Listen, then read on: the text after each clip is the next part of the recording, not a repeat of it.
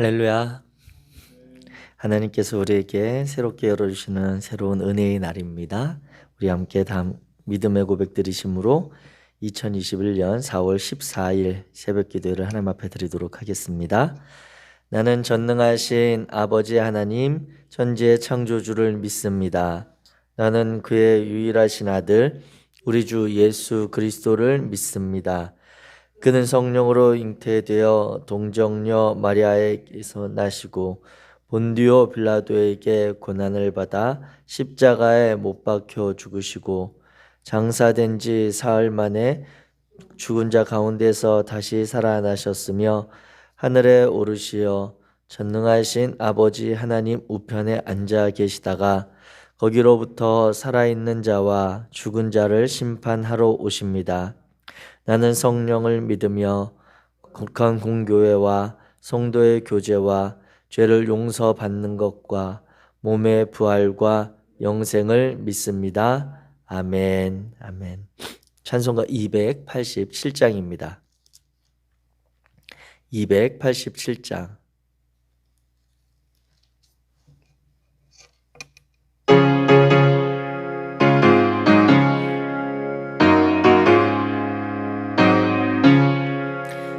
예수 앞에 나오면 죄사함 받으며 주의 품에 안기어 편히 쉬리라. 우리 주만 믿으면 모두 구원 얻으며 영생 복락 면류관 확실히 받겠네. 예수 앞에 나와서 은총을 받으며 마음의 기쁨 넘치어 감사하리라. 우리 주만 믿으면 모두 구원 얻으며 영생 복락 면류관 확실히 받겠네. 예수 앞에 설 때에 흰 옷을 입으며 밝고 빛난 내 집에 길이 살리라. 우리 주만 믿으면 모두 구원 얻으며 영생 복락 면류관 확실히. 우리 2절 예수 앞에 나와 은총을 받으며 마음의 기쁨 넘치어 감사하리라. 우리 주만 믿으면 모두 구원 얻으며 영생 복락 면류관 확실히 받겠네. 아멘. 아멘. 우리가 예수 앞에 나와 그 은총을 힘입어 오늘 하루도 기쁨과 감사함이 넘치는 복된 날 되시기를 주의 이름으로 축복합니다. 우리 이 시간에 함께 나누실 하나님의 말씀 레위기 6장입니다. 구약성경 레위기 6장 8절에서 30절까지 말씀. 제가 진 성경 구약성경 152페이지 레위기 6장 8절부터 우리 한 목소리로 같이 읽겠습니다. 6장 8절입니다. 시작. 여호와께서 모세에게 말씀하여 이르시되 아론과 그의 자손에게 명령하여 이르라. 번제의 규례는 이러하니라. 번제물은 아침까지 제단 위에 있는 석쇠 위에 두고 제단의 불이 그 위에서 꺼지지 않게 할 것이요. 제사장은 세마포 긴 옷을 입고 세마포 속바지로 하체를 가리고 제단 위에서 불태운 번제의 재를 가져다가 제단 곁에 두고 그 옷을 벗고 다른 옷을 입고 그 재를 진영 바깥 정결한 곳으로 가져갈 것이요 제단 위에 불은 항상 피워 꺼지지 않게 할지니 제사장은 아침마다 나무를 그 위에서 태우고 번제물을 그 위에 벌려놓고 화목제의 기름을 그 위에서 불사를 찌며 불은 끊임없이 제단 위에 피워 꺼지지 않게 할지니라. 소제의 규례는 이러하니라. 아론의 자손은 그것을 제단 앞 여호와 앞에 드리되 그 소제의 고운 가루 한 움큼과 기름과 소제물 위에 유향을 다 가져다가 기념물로 제단 위에서 불살라 여호와 앞에 향기로운 냄새가 되게 하고 그 나머지는 아론과 그의 자손이 먹되 누룩을 넣지 말고 거룩한 곳 회막들에서 먹을지니라. 그것에 누룩을 넣어 굽지 말라. 이는 나의 화제물 중에서 그들의 소득이 되게 하는 것이라. 속죄 제와 속건제 같이 지극히 거룩한즉 아론 자손의 남자는 모두 이를 먹을지니 이는 여호와의 화제물 중에서 되도록 그들의 영원한 소득이 됨이라. 이를 만지는 자마다 거룩하리라. 여호와께서 모세에게 말씀하여 이르되 아론과 그의 자손이 기름 부음을 받는 날에 여호와께 드릴 예물은 이러하니라. 고운 가루 10분의 1 에바를 항상 드리는 소제물로 삼아 그 절반은 아침에 절반은 저녁에 드리되 그것을 기름으로 반죽하여 철판에 굽고 기름에 적셔 썰어서 소제로 여호와께 드려 향기로운 냄새가 되게 하라. 이 소제는 기름 부음을 받고 이를 이어 제사장이 된 자가 드릴 것이요 영원한 규례로 여호와께 온전히 불사를 것이니 제사장의 모든 소제물은 온전히 불사르고 먹지 말지니라. 여호와께서 모세에게 말씀하여 이르시되 아론과 그의 아들들에게 말하여 이르라. 속죄제의 규례는 이러하니라. 속죄제 제물은 지극히 거룩하니 여호와 앞 번제물을 잡는 곳에서 그 속죄제 제물을 잡을 것이요 죄를 위하여 제사 드리는 제사장이 그것을 먹되 곧 회막들 거룩한 곳에서 먹을 것이며 그 고기에 접촉하는 모든 자는 거룩할 것이며 그 피가 어떤 옷에 입었든지 묻었으면 그 묻은 그것을 거룩한 곳에서 빨 것이요 그 고기를 토기에 삶았으면 그 그릇을 깨뜨릴 것이요 유기에 삶았으면 그 그릇을 닦고 물에 씻을 것이며 제사장인 남자는 모두 그것을 먹을지니 그것은 지극히 거룩하니라.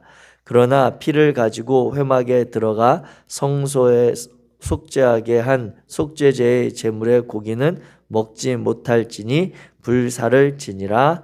아멘. 아멘. 오늘 레위기 이제 5대 제사 중에서 특별히 제사장들이 행하는 규례에 대해서 우리가 살펴보기 원합니다. 이 레위기 6장 8절부터 7장에 이제 이르는 이 말씀은 제사장에 대해서 일컫는 말인데 얼핏 보면 1장부터 5장까지 드러난 제사의 반복된 또는 그것의 요약 정리인 듯 보여지는 그러한 내용들이 있습니다. 그러나 오늘 본문의 6장 9절에 보면은 8절에 여호와 하나님께서 모세에게 말씀하시고 그것을 9절에 보면 아론과 그의 자손에게 명령해서 이르라고 하는 그러한 내용들로 시작되는 것을 볼 때 이제 이 5대 제사를 이제 번제 그리고 소제, 화목제, 속죄제, 속건제를 이 헌제자 제사를 드리는 자가 제물을 가지고 올 때 그것을 어떻게 그를 도와서 제사를 진행하는지 일컫는 그러한 내용들로 나타나 있음을 보게 됩니다. 그래서 이 6장 8절부터 보게 되면 각각의 제사장들이 희생 제사별로 이 5가지 제사별로 어떠한 역할을 해야 하는지가 기록되어 있고 그 드려진 제물 중에서 제사장들이 취할 수 있는 그리고 레위인들이 취할 수 있는 부분에 대해서도 기록을 하고 있습니다. 근데 특별히 이 내용 중에서 기억해야 할 것은 6장 10절부터 11절에 보게 되면 이 번제를 드릴 때 대표적으로 이 짐승을 잡는 제사의 경우에 번제를 드릴 때에 제사장들이 그 제물을 각을 뜨고 그리고 그 피를 입고 그리고 제물을 가지고 나갈 때 그 제물을 버릴 때 옷을 갈아입어야 된다라고 하는 그러한 이야기가 있습니다. 회막 안에서 사역을 할 때 입는 옷을 그대로 입고 회막 밖으로 나갈 수 없다라고 하는 그러한 규정들이 특별히 이 번제의 제사에 제사장들에게 정해진 규정으로 나타나는 것을 보게 됩니다.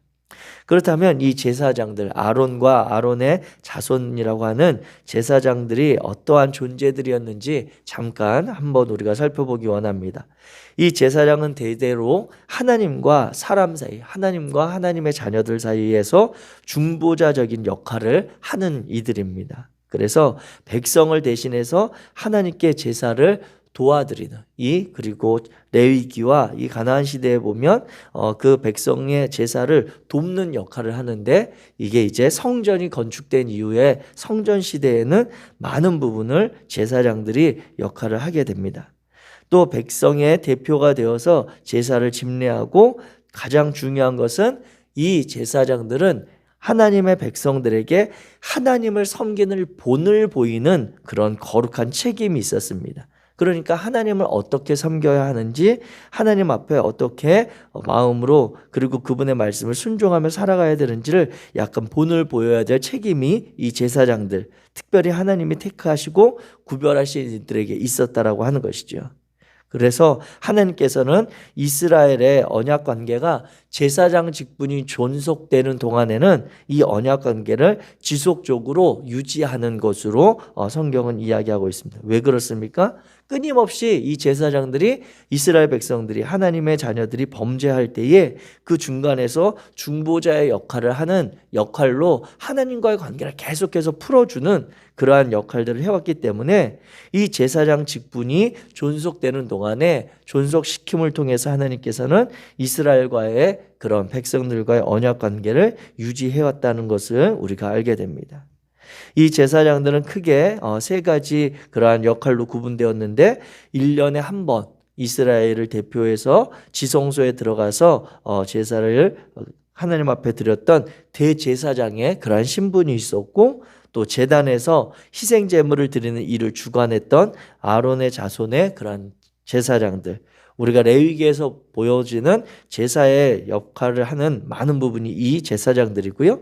또 그리고 같은 레위 집안이지만 성소에서 성소의 기물들, 성막을 옮긴다든지 기물을 관리한다든지 하는 역할을 맡았던 레위인들까지도 이 제사장들의 그런 범주에 같이 넣었습니다. 그래서 이 레위인들을 크게 일컬어서 나중에 보면 레위 지파는 특별히 어떠한 가나안에서 땅을 분배할 때에도 따로 그 땅을 분배해 주지 않고 이들은 이 헌제자들, 제사를 향해서 나오는 이들이 드리는 여러 가지 제물로 생계에 도움을 받았던 것을 우리는 보게 됩니다. 그렇다면 이 제사장들이 드리는 이 제사의 기원이 어디서부터 시작되었나라고 하는 것을 볼 때 성경에서는 아담, 가인, 아벨, 노아, 아브라함 이때부터 제사의 그런 원형을 이야기합니다. 왜냐하면 그들은 그들 자신을 위해서 하나님 앞에 제물을 드렸던 제사를 드렸던 이들이지만 후에 이것이 이제 공동체적으로 한 민족, 한 가족들을 위해서 제사를 드리는 역할들로 감당하게 되었다라고 하는 것이죠. 그런데 중요한 것은 이 제사장의 역할이 이 초기에는 자신만을 위해서 드렸던 제사의 원형에서 이제는 가족들 그리고 이스라엘 이 민족들을 위한 제사로 나아가다가 후에는 오늘 레위기서를 통해 보듯이 이제 국가, 거대한 민족을 위한 그러한 제사장의 역할을 감당하게 됩니다. 그리고 우리가 믿는 시대에는 하나님께서 주셨던 거룩한 제물인 예수 그리스도를 통해 그 예수 그리스도의 제물을 통해 모든 이들이 거룩한 제사장이 되어졌다라고 성경 베드로전서 2장에 보게 되면 너희는 거룩한 나라요 그의 택하신 백성이라고 하면서 하나님 앞에 나라와 백성된 우리의 제사장의 역할들을 이야기하고 있습니다. 이것은 하나님께서 이 구약 당시에도 보면 출애굽기 19장 6절에 너희는 내게 대하여 제사장 나라가 되며 거룩한 백성이 되리라 라고 하셨던 그 말씀이 이 예수 그리스도를 통해서 온전히 성취되어진 것으로 우리는 이해할 수 있습니다. 이와 같이 이 제사장들의 그러한 역할을 통해 하나님께서 우리에게도 거룩한 백성이 될 수 있는 길을 열어주셨고, 이 제사의 제도를 통해 하나님과의 관계가 지속적으로 유지되고 회복될 수 있도록 하나님께서 이끌어 가시는 것을 기억하시기 바랍니다. 특별히 이제 오늘 본문의 말씀 가운데 우리가 주목하며 은혜 받기를 원하는 그러한 말씀이 있다면 그것은 오늘 본문 가운데 특별히 18절과 20절에 반복되고 있는 그러한 면들을 보게 됩니다. 먼저 6장 18절 말씀을 함께 같이 읽도록 하겠습니다. 17절 18절을 같이 읽겠습니다. 17절 18절 시작. 그것에 누룩을 넣어 굽지 말라. 이는 나의 화제물 중에서 내가 그들에게 주어 그들의 소득이 되게 하는 것이라. 속죄제야 속건제 같이 지극히 거룩한즉 아론의 자손의 남자는 모두 이를 먹을지니 이는 여호와의 화제물 중에서 대대로 그들의 영원한 소득이 됨이라. 이를 만지는 자마다 거룩하리라. 아멘. 그리고 이제 28절 29절 시작. 그 고기를 토기에 삶았으면 그 그릇을 깨뜨릴 것이요 유기에 삶았으면 그 그릇을 닦고 물에 씻을 것이며 제사장인 남자는 모두 그것을 먹을지니 그것은 지극히 거룩하니라. 아멘. 아멘. 하나님께서는 하나님 앞에 드려진 이 제물이 드려질 때에 그 제물을 거룩한 것으로 여기십니다. 이것이 레위기에 보면 이제 뒤에도 반복적으로 나오는데 구약의 레위기를 근거로 해서 나타나는 정결 규례가 있습니다. 정결 규례의 대표적인 그러한 방식은 무엇이냐면 부정한 것을 만지면 그 만진 사람과 그 부정한 것에 맞닿은 자는 부정해진다라고 하는 그러한 부정에 대한 정결 규례가 있습니다. 즉 이 정결 규례는 부정한 것을 가까이 하지 말라고 하는 것이죠. 즉 그래서 우리가 봤던 그 속죄제의 제사에도 보면 5장 2절과 3절에 보면 누구든지 부정한 것 곧 부정한 들짐승의 사체나 부정한 가죽의 사체나 부정한 곤충의 사체를 만졌으면 부지중이라고 할지라도 그 몸이 더러워져서 허물이 있을 것이요 5장 3절에 보면 만일 부지중이 어떤 사람의 부정이 닿았는데 그 사람의 부정이 어떠한 부정이든지 그것을 깨달았을 때에는 허물이 있을 것이요 이렇게 이야기합니다. 즉 우리가 살아가면서 어떠한 상황 가운데 이 레위기의 표현에 보면 부정한 들짐승의 사체를 만진다거나 가축의 사체를 만진다거나 곤충의 사체를 만졌으면 예를 들면 이런 거죠. 가정에서 키우던 그 가축들이 죽을 수가 있잖아요. 그냥 죽을 수 있잖아요. 근데 그 죽음을 당한 그 자체가 부정한 것입니다. 그래서 그 부정한 그 가축을 그러면 그 집안에 그대로 둘 수 없기에 그것을 정리하거나 치우거나 해야 될 필요가 있겠죠. 이러한 것에 손이 닿거나 그러면 이스라엘 백성들에게 있어서는 그 사람이 곧 부정하다라고 여겨진다는 것입니다. 그래서 이 부정한 사체를 맞닿은 경우에는 그 사체에 맞닿은 사람도 부정하고 그 사체를 만진 사람과 함께한 이들도 부정하다라고 하는 것입니다. 그래서 우리가 사사기에 보면 삼손이 대표적인 나실인인데 나실인의 그러한 규정 하나님께서 명하신 것 중에 하나가 무엇입니까? 죽은 짐승의 시체를 만지지 말라라고 하는 그러한 것들에 대한 내용들이 있듯이 이 구약에 나타나는 정결의 규례, 우리를 거룩하게 하는 정결하게 하는 규정의 원칙에 보면 부정한 것에 맞닿은 모든 것이 부정해진다라고 하는 그러한 원리가 있습니다. 그렇기에 우리가 하나님 앞에 나아갈 때 이러한 부정한 것에 닿지 않도록 스스로를 정결하게 해야 된다라고 하는 그러한 신앙적인 면들이 있는데 이것이 신약에 가게 되면 예수님을 통해서 부정한 것의 정함이 만나게 되면 정한 것으로 바뀌게 되어지는 것을 보게 됩니다. 구약의 레위기 사상에 보게 되면 부정한 것에 정한 것이 깨끗한 것이 닿으면 이 깨끗한 것이 오염되어서 부정해지는데, 신약의 예수 그리스도를 통해서는 부정한 것이 정하신 깨끗한 예수 그리스도를 만나게 되면 이 부정한 것이 깨끗해진 것으로 여겨지는 것을 본다라고 하는 것이죠. 대표적인 일들이 어떤 일입니까? 마태복음 8장에 보게 되면 나병 환자가 예수님을 만나는 장면이 있습니다. 그 예수님을 만나서 이 나병 환자가 예수님께 하는 말씀이, 주여 원하시면 저를 깨끗하게 하실 수 있습니다 라고 하는 요청을 드립니다. 그런데 대표적으로 이제 레위기서에도 나오지만 이 나병이라고 하는 것은 그 나병에 맞닿은 모든 것들이 부정하게 여겨지는 그러한 것이거든요. 그런데 주님께서 어떻게 하십니까? 그 나병 환자를 향해서 내가 원하노니 깨끗함을 받으라. 그리고 제사장에 가서 내가 깨끗해진 것을 보이고 모세가 명한 대로 마땅히 드릴 회복의 그러한 예물을 드려라라고 주님이 말씀하십니다.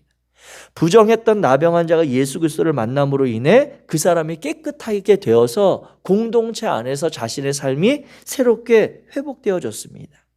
그 다음에 9장에 가게 되면 혈루증을 앓는 여인이 있습니다. 이 여인은 주님에 대한 소문을 듣고 예수님에 대해서 그 마음에 내가 저분의 옷자락만 만져도 내가 좀 깨끗해질 수 있지 않을까, 내 병이 낫지 않을까라고 하는 마음으로 주님의 이렇게 군중의 무리에 쌓여 있을 때 몰래 다가가서 그 예수님의 옷자락을 만지고 그 여인이 나음을 입은 사건을 우리는 잘 알고 있습니다.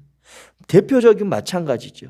혈루증이라고 하는 부정하게 여겨졌던 그 여인이 예수 그리스도를 만나고 예수 그리스도의 다음으로 인해서 그 여인이 정결한 여인으로, 그 여인이 공동체 안에서 인정받을 수 있는 그러한 삶으로 되어진 것입니다.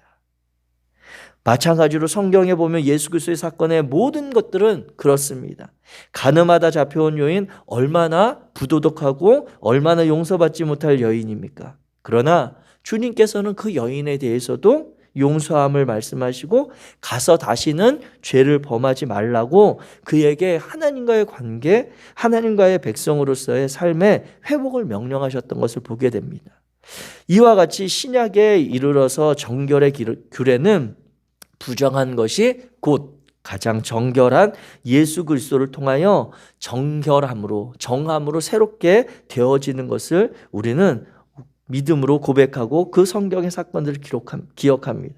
그래서 그 베드로전서 2장 9절에 오늘날 믿는 사람들 모두가 하나님의 제사장과 같은 이들이 되었다라고 하는 이 표현이 오늘 레위기서에 보면 하나님 앞에 드려진 제물을 먹는 그러한 아론과 그의 자손들이 거룩하게 되고 이 제물을 만지는 이들마다 거룩하게 되었다라고 하는 그러한 것처럼 거룩함을 전염시키는 사람들로 변화되었다라고 하는 것입니다.